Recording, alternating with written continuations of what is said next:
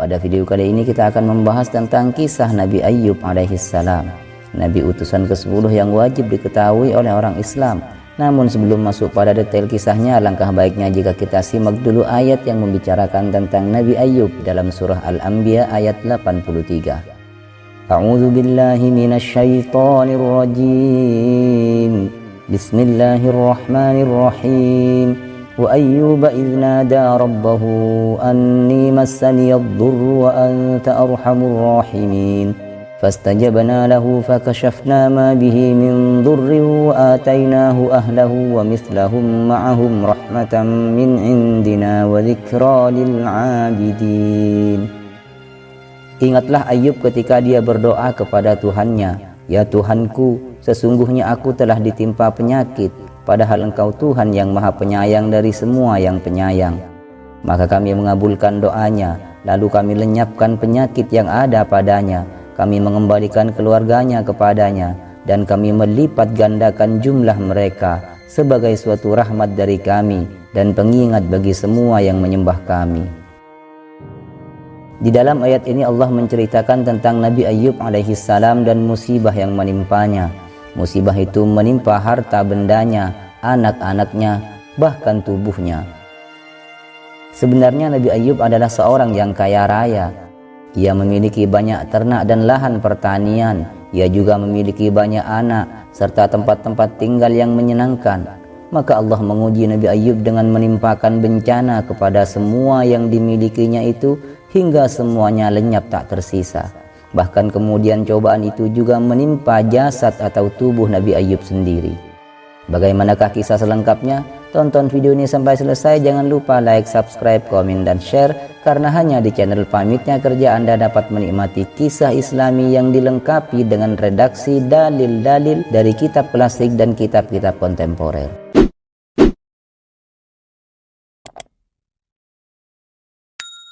Menurut Ibnu Ishaq, Nabi Ayyub adalah Ayyub bin Mus bin Razah bin Is bin Ishaq bin Ibrahim al-Khalil. Ulama lain berpendapat nasab Nabi Ayyub adalah Ayyub bin Mus bin Rawil bin Is bin Ishaq bin Ya'qub. Ibnu Asakir menuturkan ibu Nabi Ayyub adalah saudari dari Nabiullah Lut. Dikatakan juga bahwa ayah Nabi Ayyub adalah orang yang beriman kepada Nabi Ibrahim setelah menyaksikan mukjizat Nabi Ibrahim yang tidak hangus setelah dibakar. Namun pendapat yang masyhur adalah pendapat yang pertama, karena Nabi Ayyub adalah keturunan dari Nabi Ibrahim seperti yang disebutkan dalam surah Al-An'am ayat 84. Kami juga menganugerahkan petunjuk kepada sebagian keturunan Ibrahim, yaitu Daud, Sulaiman, Ayyub, Yusuf, Musa, dan Harun.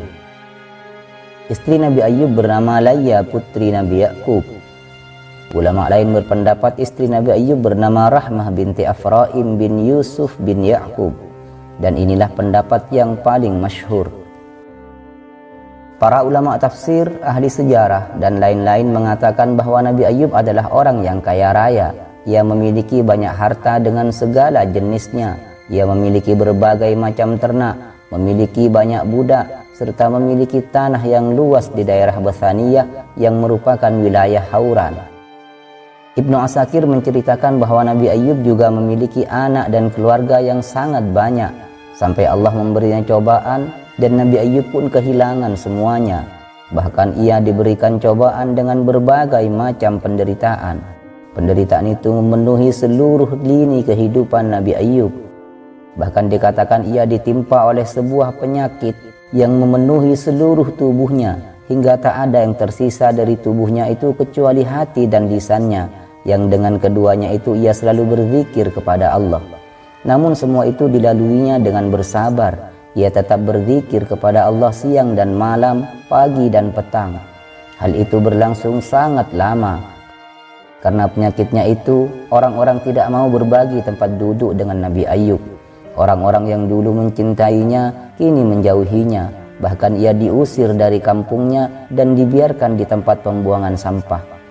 Tak ada orang yang menjenguk dan merawatnya kecuali istrinya yang selalu setia merawatnya karena dia peduli terhadap hak-hak suaminya.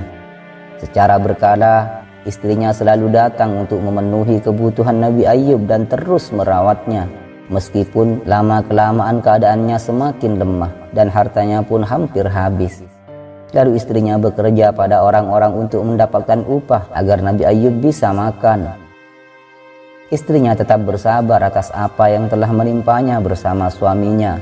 Harta mereka habis, anak-anak mereka meninggal, dan berbagai kesulitan lainnya yang dialami oleh mereka.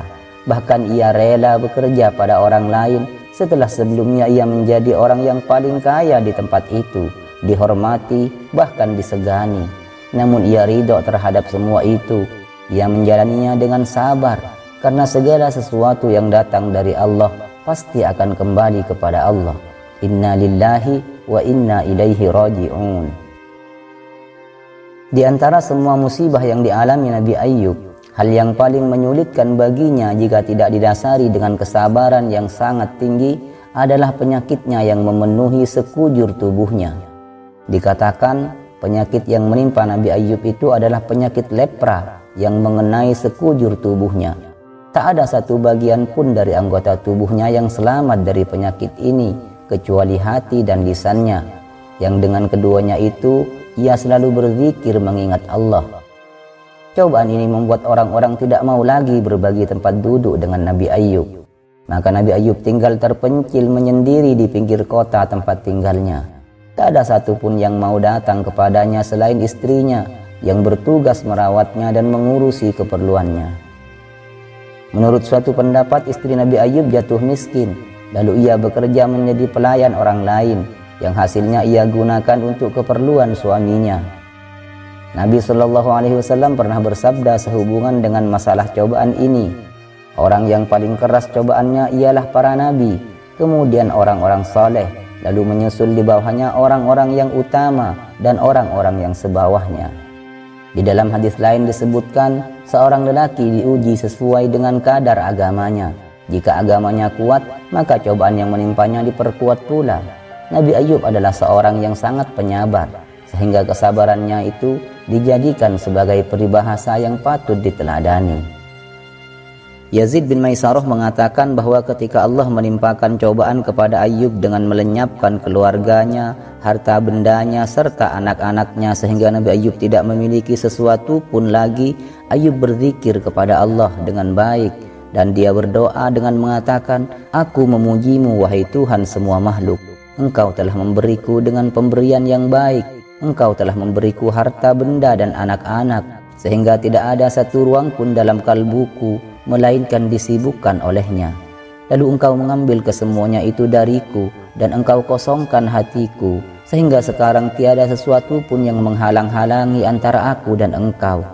Seandainya musuhku si iblis itu mengetahui apa yang aku perbuat, tentulah dia akan dengki kepadaku."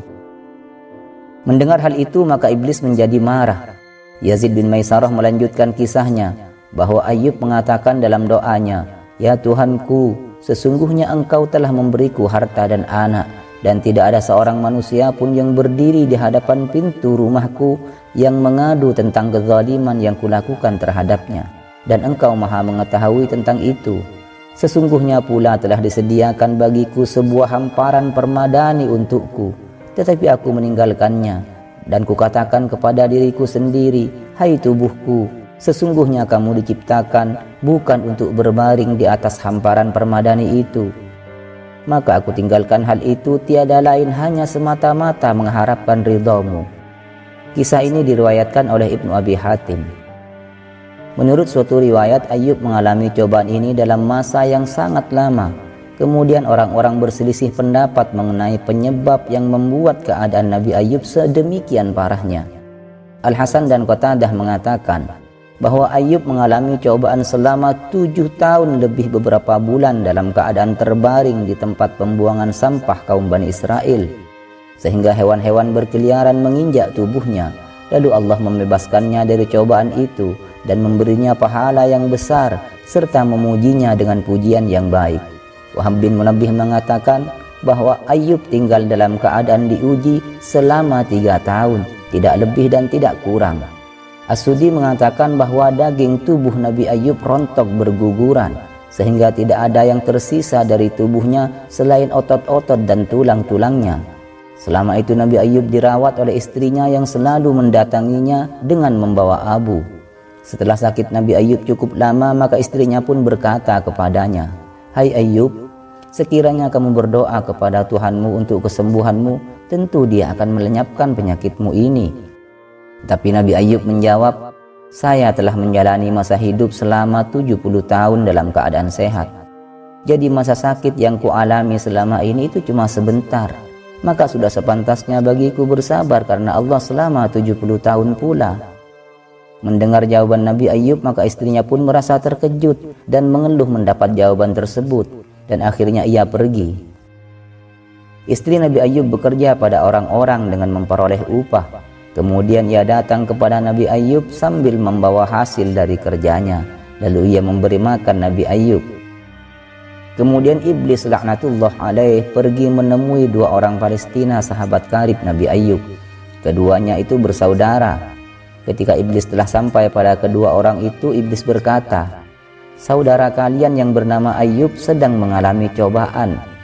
Maka datanglah kalian kepadanya untuk membesuknya, dan bawalah serta oleh kalian minuman ini. Sesungguhnya minuman ini berasal dari khamr negeri kalian. Jika dia mau meminumnya, tentulah ia akan sembuh dari penyakitnya." Kedua orang lelaki itu lalu datang menjenguk Nabi Ayub. Ketika keduanya melihat keadaan Ayub, maka keduanya menangis.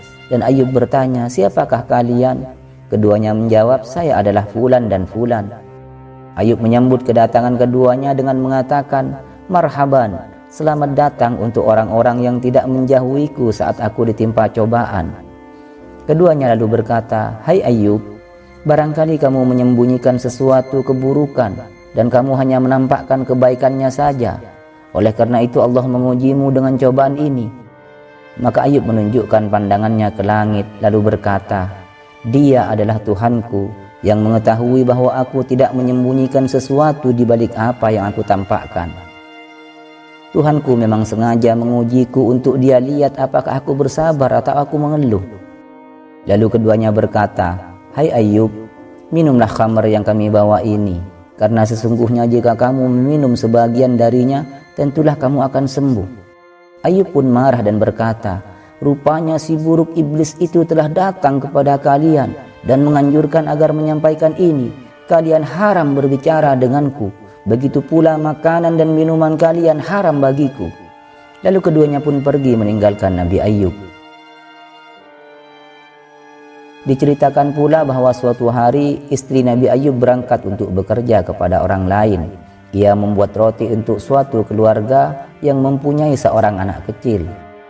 Saat roti itu telah matang, ternyata anak mereka masih tidur, sedangkan mereka tidak mau mengganggu tidur anak mereka. Karena itulah kemudian mereka memberikan roti itu kepada istri Nabi Ayub.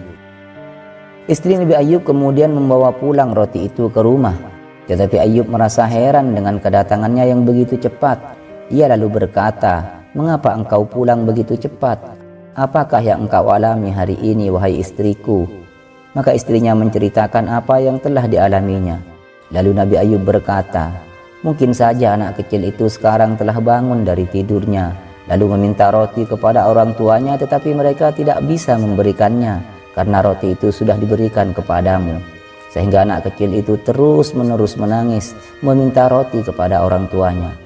Maka sekarang kembalilah kamu ke rumah itu, dan bawalah kembali roti ini untuk mereka." Istrinya pun kembali ke rumah orang yang memberinya roti, dan ketika sampai di tangga rumah mereka, tiba-tiba ada seekor kambing milik mereka yang menyeruduknya.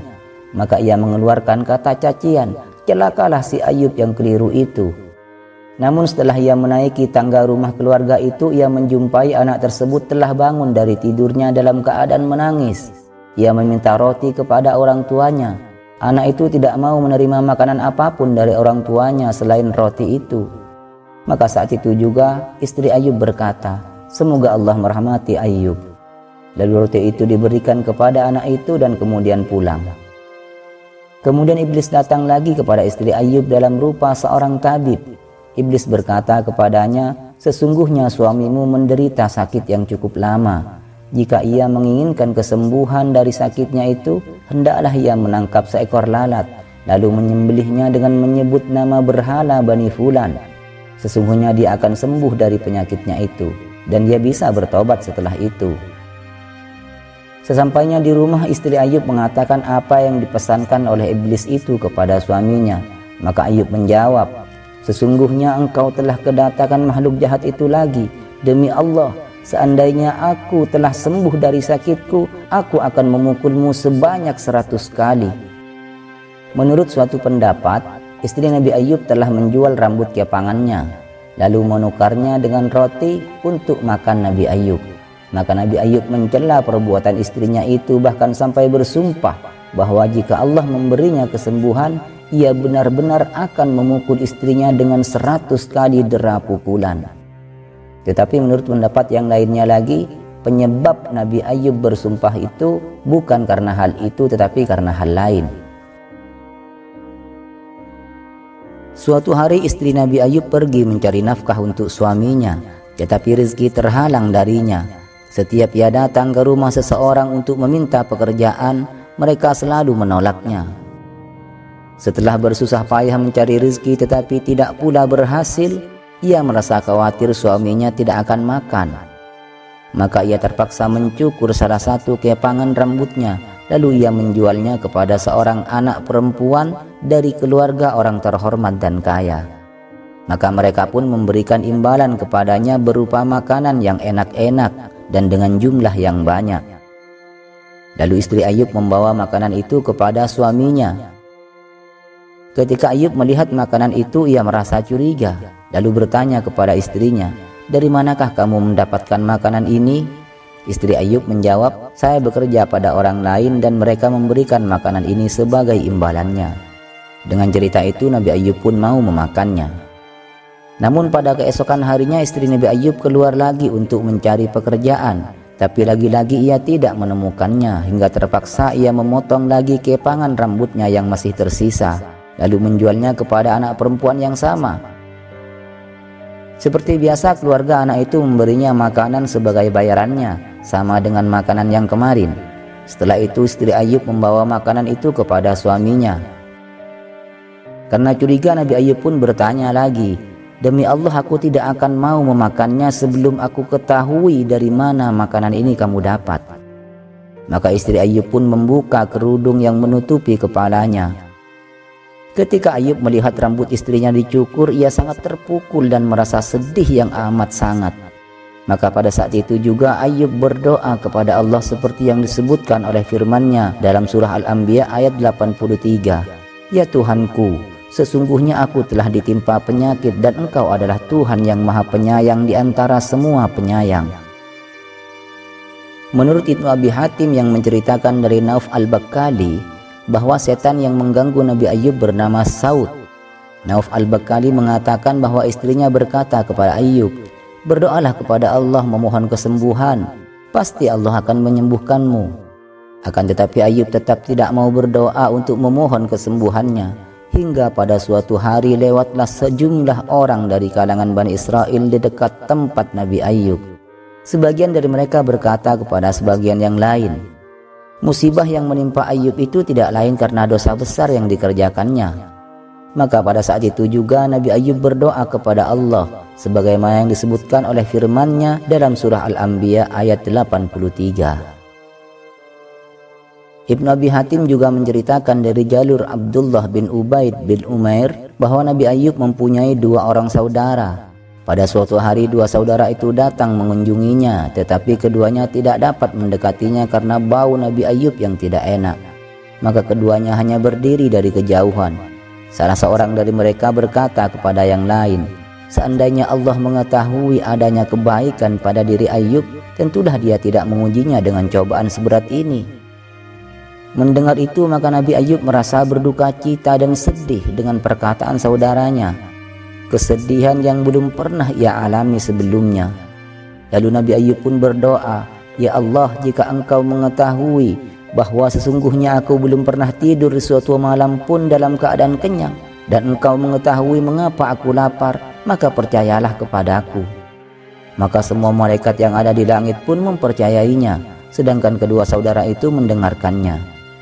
Kemudian Ayub berkata lagi, "Ya Allah, jika engkau mengetahui bahwa sesungguhnya aku belum pernah mempunyai 2 lapis baju gamis, dan engkau mengetahui mengapa aku sampai tidak berpakaian, maka percayailah aku."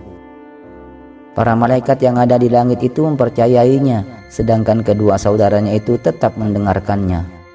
Setelah itu Ayub berkata sambil tersungkur bersujud, "Ya Allah, demi keagunganmu, aku tidak akan mengangkat kepalaku selama engkau belum menyembuhkan diriku dari penyakit ini." Dan Ayub pun tidak mengangkat kepalanya hingga pada akhirnya Allah melenyapkan cobaan yang menimpanya. Ibnu Abi Hatim telah meriwayatkan pula melalui jalur lain dengan sanadnya yang marfu dan lafadz yang semisal, bahwa Rasulullah Shallallahu Alaihi Wasallam pernah bersabda, "Sesungguhnya Nabi Ayub menjalani masa cobaan selama 18 tahun. Semua orang baik yang tadinya dekat maupun jauh tidak mau mendekatinya kecuali hanya 2 orang saudara yang sangat akrab dengannya sebelum itu. Keduanya selalu datang menjenguknya di setiap pagi dan petang." Maka salah seorang berkata kepada yang lain, "Demi Allah, engkau mengetahuinya bahwa sesungguhnya Ayub telah berbuat dosa yang belum pernah dilakukan oleh seorang manusia pun." Yang lain menimpali, "Dosa apakah yang dilakukannya?" Selama 18 tahun Ayub tidak pernah mendapat rahmat dari Allah. Ketika pada suatu kesempatan kedua temannya itu datang lagi mengunjungi Nabi Ayub, maka salah seorang tidak sabar lagi untuk menanyakan hal itu kepada Ayub. Lalu Ayub menjawab, "Aku tidak mengerti apa yang kamu katakan, tapi Allah pasti tahu bahwa pada suatu hari aku berpapasan dengan 2 orang lelaki yang sedang bertengkar. Lalu keduanya bersumpah dengan menyebut nama Allah. Maka aku kembali ke rumahku, lalu kulakukan kifarat sebagai ganti dari kedua orang itu, karena aku tidak suka bila nama Allah disebut-sebut oleh keduanya bukan dalam masalah yang hak." Nabi Shallallahu Alaihi Wasallam melanjutkan kisahnya bahwa Nabi Ayub biasa keluar untuk suatu keperluan. Apabila ia telah selesai dari keperluan itu, istrinya menuntunnya hingga sampai ke rumah. Tetapi pada suatu hari istrinya terlambat menjemputnya, maka Allah menurunkan wahyu kepada Ayub di tempat itu seperti yang dijelaskan dalam surah Shad ayat 42, "Urkud birijlik, hadza mughtasalun baridun wa syarab, wa wahabna lahu ahlahu wa mithlahum ma'ahum rahmatan minna wa dzikra liulil albab." Hentakkanlah kakimu wahai Yakub ke bumi, inilah air yang sejuk untuk mandi dan minum. Kami anugerahkan pula kepada Ayub keluarganya, dan kami lipat gandakan juga mereka sebagai rahmat dari kami dan sebagai pelajaran bagi orang yang berpikiran sehat. Demikianlah kisah yang diriwayatkan oleh Abi Hatim secara marfu. Akan tetapi predikat marfu dari hadis ini dinilai sangat gharib atau sangat aneh. Ibnu Abi Hatim menceritakan dari Ibnu Abbas yang mengatakan bahwa Allah memberinya pakaian dari surga. Lalu Ayub menjauh dari tempatnya dan duduk di suatu tempat yang agak jauh dari tempat semula. Dan ketika istrinya datang, istrinya tidak mengenalinya. Lalu istrinya bertanya, "Hai hamba Allah, kemanakah perginya orang yang mengalami musibah? Tadi ia duduk di sini. Saya khawatir ia dibawa pergi oleh anjing-anjing atau oleh serigala-serigala pemangsa." Lalu kemudian istri Ayub itu mengajaknya berbicara selama sesaat.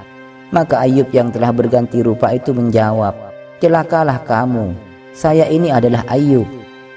Namun istrinya tidak percaya dan berkata, "Apakah engkau sengaja memperolok-olokku, hai hamba Allah?" Ayub berkata, "Celakalah kamu, aku ini adalah Ayub. Allah telah mengembalikan tubuhku seperti sedia kala." Ibnu Abbas mengatakan pula bahwa Allah mengembalikan semua harta dan anak-anaknya saat itu juga. Kemudian diberi lagi anak yang berjumlah sama dengan mereka.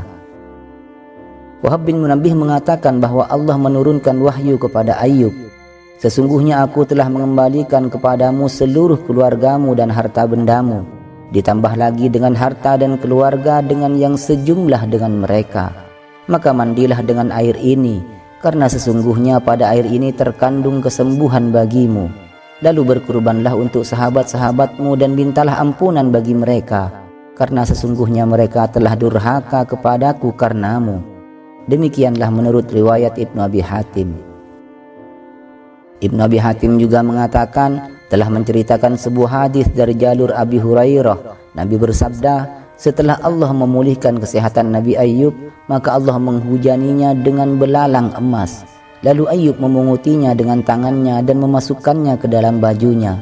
Maka dikatakan kepadanya, "Hai Ayyub, tidakkah engkau merasa kenyang?" Ayyub menjawab, "Wahai Tuhanku, siapakah yang merasa kenyang dengan rahmat-Mu?" Asal hadis ini ada pada kitab Bukhari dan Muslim. Adapun firman Allah dalam surah Al-Anbiya ayat 84, "Dan kami kembalikan keluarganya kepadanya, dan kami lipat gandakan bilangan mereka." Hal itu telah disebutkan oleh sebuah riwayat dari Ibnu Abbas yang menyebutkan bahwa Allah berfirman kepada para malaikat, "Kembalikanlah kepadanya semua miliknya dalam keadaan utuh." Hal yang sama telah diriwayatkan pula oleh Al-Aufi dari Ibnu Abbas, telah diriwayatkan pula dari Ibnu Mas'ud, juga dari Mujahid. Sebagian ulama mengatakan bahwa istri Nabi Ayyub bernama Rahmah. Jika pendapat ini bersumber dari konteks ayat, sesungguhnya pendapat ini jauh dari kebenaran. Jika bersumber dari berita ahli kitab dan memang terbukti berasal dari mereka, maka hal itu termasuk ke dalam bab yang tidak boleh dipercayai dan tidak boleh pula didustakan. Akan tetapi Ibnu Asakir telah menyebutkan di dalam kitab tarikhnya dengan sebutan Rahmatullah. Ibnu Asakir mengatakan bahwa menurut suatu pendapat, nama istri Nabi Ayyub ialah Layya binti Minsha bin Yusuf bin Ya'qub bin Ishaq bin Ibrahim al-Khalil. Ibnu Asakir mengatakan pula bahwa menurut pendapat lainnya, nama istri Ayyub ialah Layya binti Ya'qub alaihi salam. Ia hidup bersamanya di negeri Bathaniyah. Imam Mujahid mengatakan bahwa dikatakan kepada Nabi Ayyub, "Hai Ayyub, sesungguhnya keluargamu kami masukkan ke dalam surga. Jika kamu suka, kami dapat mendatangkan mereka kepadamu. Dan jika kamu menghendaki, kami dapat membiarkan mereka di dalam surga, lalu menggantikan untukmu orang-orang sejumlah mereka menjadi keluargamu." Nabi Ayyub menjawab, "Tidak, biarkanlah mereka di dalam surga." Maka mereka pun dibiarkan di dalam surga dan diberikan kepada Nabi Ayyub orang-orang sejumlah mereka di dunia sebagai keluarganya. Hammad ibn Zaid telah meriwayatkan dari Abu Imran al-Juni dari Nauf al-Bakkali yang mengatakan bahwa diberikan kepada Ayyub pahala kesabaran karena ditinggal mereka kelak di akhirat, dan diberikan pula kepadanya keluarga baru yang bilangannya sama dengan mereka di dunia. Hammad ibn Zaid mengatakan bahwa ia menceritakan kisah ini kepada Muttarif. Maka Muttarif menjawab, "Saya belum pernah mengetahui jalur periwayatannya sebelum ini." Hal yang sama telah diriwayatkan dari Qatadah, As-Sudi dan lain-lainnya dari kalangan ulama salaf. Hanya Allah lah yang mengetahui kebenarannya. Adapun firman Allah, "Wa dzikra lil abidin," yang artinya dan untuk menjadi peringatan bagi semua yang menyembah Allah.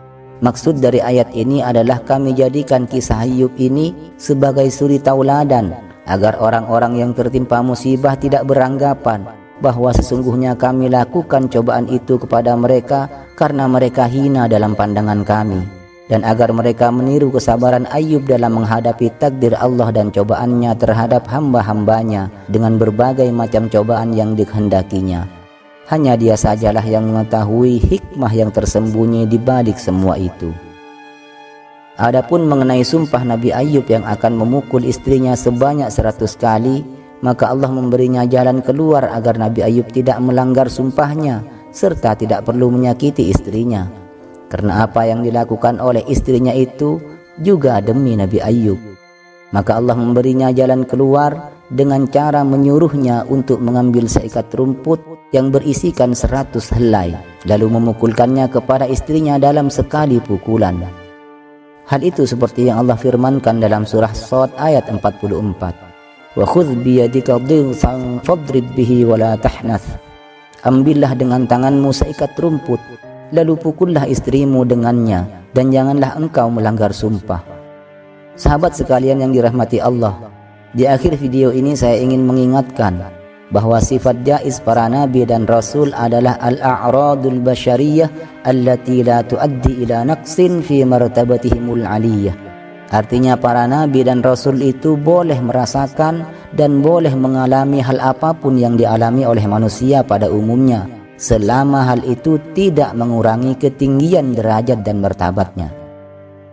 Jadi sahabat sekalian, jika dalam video tadi kami juga mengutip pendapat yang mengatakan bahwa Nabi Ayub telah dibuang ke tempat sampah, itu termasuk bagian dari kisah Israiliyat yang tidak boleh diyakini, karena sudah bertentangan dengan sifat jaiz para nabi dan rasul yang menyiratkan bahwa hal yang sedemikian hina tidak akan dialami oleh para nabi dan rasul yang notabene memiliki derajat dan martabat yang tinggi. Oleh karena itu, teruslah belajar dan pandailah memilah dan memilih kisah mana yang boleh diyakini dan tidak boleh diyakini. Sahabat sekalian yang dirahmati Allah, sampai disinilah perjumpaan kita dalam kisah Nabi Ayub ini. Semoga bermanfaat.